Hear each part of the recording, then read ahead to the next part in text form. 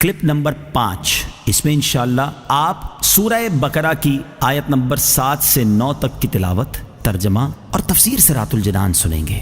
بسم اللہ الرحمن الرحیم۔ ترجمہ: اللہ کے نام سے شروع جو نہایت مہربان رحمت والا ہے۔ ختم اللہ علی قلوبہم وعلی سمعہم وعلی ابصارہم غشاوہ ولہم عذاب عظیم۔ ترجمہ: اللہ نے ان کے دلوں پر اور ان کے کانوں پر مہر لگا دی ہے، اور ان کی آنکھوں پر پردہ پڑا ہوا ہے، اور ان کے لیے بہت بڑا عذاب ہے۔ ختم اللہ، اللہ نے مہر لگا دی۔ تفسیر صراط الجنان میں ہے، ارشاد فرمایا کہ ان کافروں کا ایمان سے محروم رہنے کا سبب یہ ہے کہ اللہ تعالیٰ نے ان کے دلوں اور کانوں پر مہر لگا دی ہے، جس کی بنا پر یہ حق سمجھ سکتے ہیں، نہ حق سن سکتے ہیں، اور نہ ہی اس سے نفع اٹھا سکتے ہیں، اور ان کی آنکھوں پر پردہ پڑا ہوا ہے، جس کی وجہ سے یہ اللہ تعالیٰ کی آیات اور اس کی وحدانیت کے دلائل دیکھ نہیں سکتے، اور ان کے لیے آخرت میں بہت بڑا عذاب ہے۔ بعض کافر ایمان سے محروم کیوں رہے؟ یہاں یہ بات یاد رکھیں کہ جو کافر ایمان سے محروم رہے ان پر ہدایت کی راہیں شروع سے بند نہ تھیں، ورنہ تو وہ اس بات کا بہانہ بنا سکتے تھے، بلکہ اصل یہ ہے کہ ان کے کفر و عناد، سرکشی و بے دینی، حق کی مخالفت اور انبیاء کرام علیہ الصلوۃ والسلام سے عداوت کے انجام کے طور پر ان کے دلوں اور کانوں پر مہر لگی اور آنکھوں پر پردے پڑ گئے۔ یہ ایسے ہی ہے جیسے کوئی شخص طبیب کی مخالفت کرے اور زہر قاتل کھا لے اور اس کے لیے دوا فائدہ مند نہ رہے، اور طبیب کہہ دے کہ اب یہ تندرست نہیں ہو سکتا، تو حقیقت میں اس حال تک پہنچانے میں اس آدمی کی اپنی کرتوتوں کا ہاتھ ہے، نہ کہ طبیب کے کہنے کا، لہٰذا وہ خود ہی ملامت کا مستحق ہے، طبیب پر اعتراض نہیں کر سکتا۔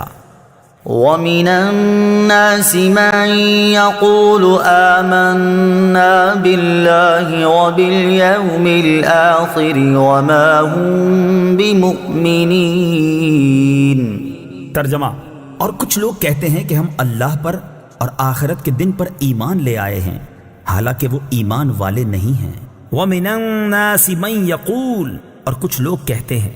تفسیر صراط الجنان میں ہے، اس سے پہلی آیات میں مخلص ایمان والوں کا ذکر کیا گیا جن کا ظاہر و باطن درست اور سلامت تھا، پھر ان کافروں کا ذکر کیا گیا جو سرکشی اور عناد پر قائم تھے، اور اب یہاں سے لے کر آیت نمبر 20 تک منافقوں کا حال بیان کیا جا رہا ہے، جو کہ اندرون خانہ کافر تھے اور اپنے آپ کو مسلمان ظاہر کرتے تھے۔ اس آیت کا خلاصہ یہ ہے، کچھ لوگ اپنی زبانوں سے اس طرح کہتے ہیں کہ ہم اللہ تعالیٰ پر اور آخرت کے دن پر ایمان لے آئے ہیں، حالانکہ وہ ایمان لانے والے نہیں ہیں، کیونکہ ان کا ظاہر ان کے باطن کے خلاف ہے، بلکہ حقیقت یہ ہے کہ وہ منافق ہیں۔ اس آیت سے چند باتیں معلوم ہوئیں۔ نمبر 1، جب تک دل میں تصدیق نہ ہو اس وقت تک ظاہری اعمال مومن ہونے کے لیے کافی نہیں۔ نمبر 2، جو لوگ ایمان کا دعویٰ کرتے ہیں اور کفر کا اعتقاد رکھتے ہیں سب منافقین ہیں۔ نمبر 3، یہ اسلام اور مسلمانوں کے لیے کھلے کافروں سے زیادہ نقصان دہ ہیں۔ وَمِنَ النَّاسِ، اور کچھ لوگ، تفسیر صراط الجنان میں ہے، منافقوں کو کچھ لوگ کہنے میں اس بات کی طرف اشارہ ہے کہ یہ گروہ بہتر صفات اور انسانی کمالات سے ایسا عاری ہے کہ اس کا ذکر کسی وصف و خوبی کے ساتھ نہیں کیا جاتا، بلکہ یوں کہا جاتا ہے کہ کچھ لوگ ہیں۔ اسی لیے انبیاء کرام علیہ الصلوۃ والسلام کو محض انسان یا صرف بشر کے لفظ سے ذکر کرنے میں ان کے فضائل و کمالات کے انکار کا پہلو نکلتا ہے، لہٰذا اس سے اجتناب لازم ہے۔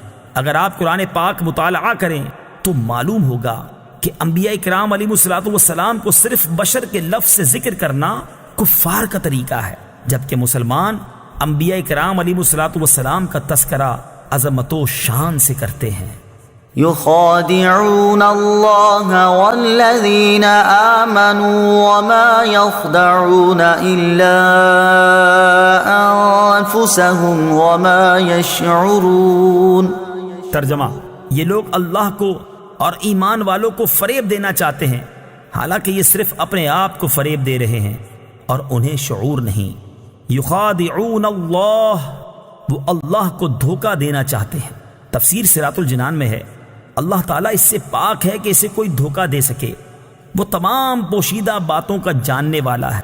یہاں مراد یہ ہے کہ منافقوں کے طرز عمل سے یوں لگتا ہے کہ وہ خدا کو فریب دینا چاہتے ہیں، یا یہ کہ خدا کو فریب دینا یہی ہے کہ وہ رسول اللہ صلی اللہ تعالیٰ علیہ وسلم کو دھوکہ دینا چاہتے ہیں، کیونکہ حضور پرنور صلی اللہ تعالیٰ علیہ وسلم اللہ تعالیٰ کے نائب اور خلیفہ ہیں، اور انہیں دھوکہ دینے کی کوشش گویا خدا کو دھوکہ دینے کی طرح ہے۔ لیکن چونکہ اللہ تعالیٰ نے اپنے حبیب صلی اللہ تعالیٰ علیہ وسلم کو منافقین کے اندرونی کفر پر مطلع فرمایا، تو یوں ان بے دینوں کا فریب نہ خدا پر چلے، نہ رسول پر، اور نہ مومنین پر، بلکہ در حقیقت وہ اپنی جانوں کو فریب دے رہے ہیں، اور یہ ایسے غافل ہیں کہ انہیں اس چیز کا شعور ہی نہیں۔ ظاہر و باطن کا تضاد بہت بڑا عیب ہے۔ اس آیت سے معلوم ہوا کہ ظاہر و باطن کا تضاد بہت بڑا عیب ہے۔ یہ منافقت ایمان کے اندر ہو تو سب سے بدتر ہے، اور اگر عمل میں ہو تو ایمان میں منافقت سے تو کمتر ہے، لیکن فی نفسی ہی سخت خبیث ہے۔ جس آدمی کے قول و فعل اور ظاہر و باطن میں تضاد ہوگا تو لوگوں کی نظر میں وہ سخت قابل نفرت ہوگا۔ ایمان میں منافقت مخصوص لوگوں میں پائی جاتی ہے، جبکہ عملی منافقت ہر سطح کے لوگوں میں پائی جا سکتی ہے۔